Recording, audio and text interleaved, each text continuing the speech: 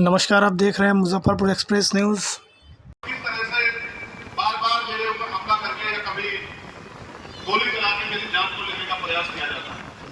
अभी एक सज्जन भाई आए थे, मैं उनका नाम नहीं जानता, मुझसे कहने लगे कि मैं आपको बुलेट प्रूफ जैकेट भेंट करना चाहता हूँ।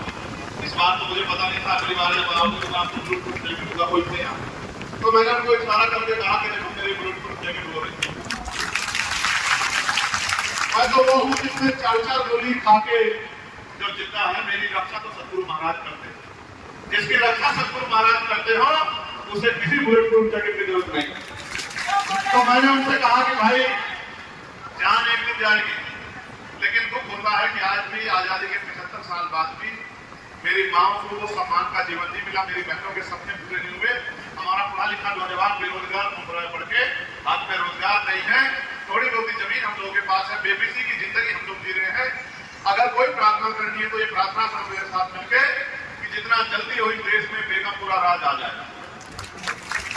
और जिस दिन इस देश में बेगमपुरा राज आ गया, फिर इस देश को ये देश वास्तविकता में विश्वगुरु बनेगा और दुनिया में इसका झंडा जो है बड़े स्थान से लगेगा। मेरे झंडे का कोई मुकाबला नहीं कर पाएगा जब इस देश में बेगमपुरा आ जाएगा।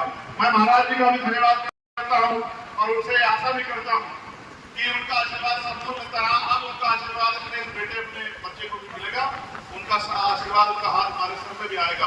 क्योंकि हम भी समाज के लिए कफन बांध के घर से निकले हैं, महीने महीने घर की तरफ नहीं देखते। कल मैं छत्तीसगढ़ में था, महाराज जी छत्तीसगढ़ यहाँ से हजारों किलोमीटर दूर। कल मैं छत्तीसगढ़ में था, छत्तीसगढ़ में समाज की लड़ाई लड़ते हुए वहां गुरु घासीदास जी है, उनकी एक पवित्र जगह है गिरनौदपुरी, उसमें जैन खान का निशान को फाड़ दिया। और जब सम्मान की लड़ाई लड़ने जैसे दिल्ली में गए थे गुरु घर की लड़ाई लड़ने, तो जब वो लोग लड़ाई लड़ने आए तो 200 लोगों ने मुकदमा लगा के नौजवान बच्चों को जेल दे दिया। कल उनकी लड़ाई लड़ने गया। मुझे लगता है मेरा जीवन तो इसलिए है कि आपकी लड़ाई में लड़ता हूं।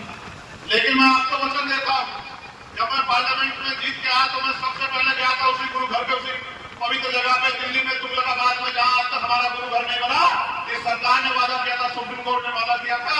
मैं वचन देकर कहता हूं कि सरकार के लिए सीट बजा देंगे अगर जल्दी हमारा गुरु घर नहीं बना, जिस गुरु घर के लिए हमारे लोगों ने बनना। मैं आपसे दोनों हाथ जोड़ के आपसे प्रार्थना करता हूं कि आप अपने बच्चों को गुरुओं के रास्ते पे लेके चलो।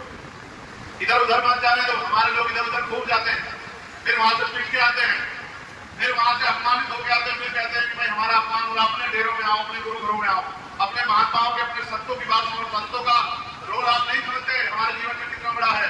ये वो है जिनकी वजह से गुरु की वाणी हम तक पहुंचकर हमारे द्वारा आने वाली नस्लों तक पहुंचती है, हमारे घरों तक पहुंचती है।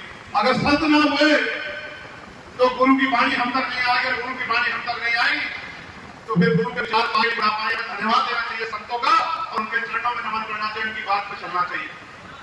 जैसे हम लोग अपने संतों की बात के पीछे खड़े होते हैं, हमारे लोगों में अपने संतों की बात के पीछे खड़ा होना चाहिए। अगर वो दिन को दिन कह दे तो दिन मान लेना चाहिए, अगर वो रात को दिन कह दे तो रात को भी दिन मान लेना चाहिए, क्योंकि गुरु कभी गलत नहीं होता, गुरु कभी गलत रास्ता नहीं दिखाता। अगर हम उनकी बात पे पहरा देंगे तो मैं लिख के देता हूं कि किसी की मजाल नहीं होगी, हमारे लोग कुर्बान उठा के देंगे। मेरी बात को आप आशीर्वाद देने के लिए मुझे यहाँ बुलाया। मेरे सामने 2 मांगे रखी गई। मैंने ये बात पार्लियामेंट में कही, जब मुझसे पूछा गया, मुझसे कई नेताओं ने, मंत्रियों ने पूछा कि भाई चंद्रशेखर आपके पास क्या फॉर्मूला है, 75 साल से देश चल रहा है, अभी तक गरीबी नहीं खत्म हुई, बेबसी नहीं खत्म हुई, लाचारी नहीं खत्म हुई, महिला पर अत्याचार खत्म नहीं हुआ, अभी तक अच्छी सुविधाएं नहीं, आपका क्या फॉर्मूला है, आप क्या बताना चाहते हो? तो मैंने कहा कि हमारे सदगुरु महाराज ने कहा है कि राज ऐसा होना चाहिए जहां कोई छोटा बड़ा ना हो, जहां कोई ऊंच नीच ना हो, जहां कोई भेदभाव ना हो, जहां किसी को खाने के लिए अन्न की, अन्न ढकने के लिए कपड़े की, सर ढकने के लिए छत की, पीने के लिए साफ पानी की कोई कमी ना हो, सबके लिए भरपूर हो। राज ऐसा होना चाहिए जहां बहन बेटियों का सम्मान हो।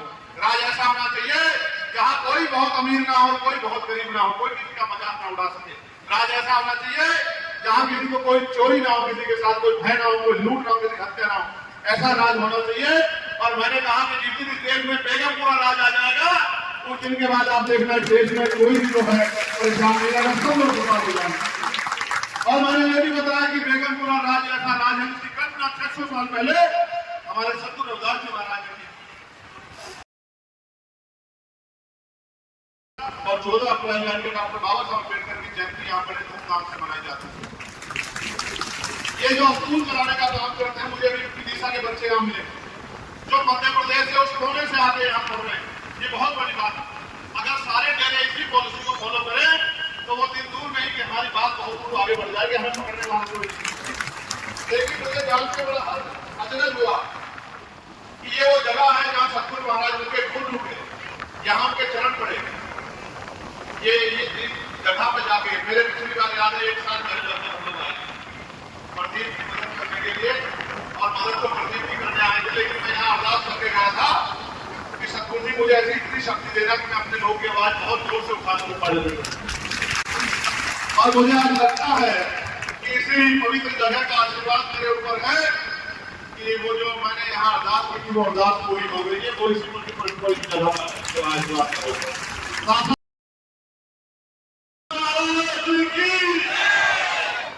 स्वामी निर्मलदास महाराज की, डेरा कपाल मोचन की, सतगुरु रविदास शक्ति, सतगुरु रविदास शक्ति। जय भीम, जय भारत।